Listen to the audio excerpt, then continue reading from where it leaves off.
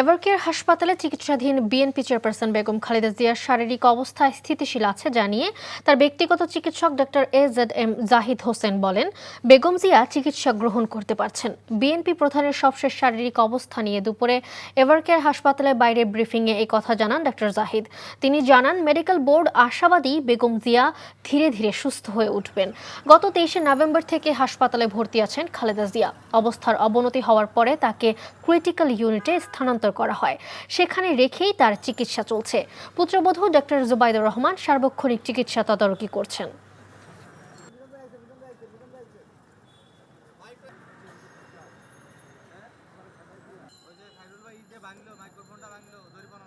আলহামদুলিল্লাহ, এখন পর্যন্ত চিকিৎসকদের পরামর্শ মোতাবেক যে চিকিৎসা ওনাকে দেওয়া হচ্ছে, সেই চিকিৎসা উনি ঠিকমতো গ্রহণ করতে পারছেন এবং ওনার শারীরিক অবস্থা গত কয়েকদিন পূর্বেও যে অবস্থায় ছিল, আলহামদুলিল্লাহ উনি সেটি মেনটেন করে যাচ্ছেন।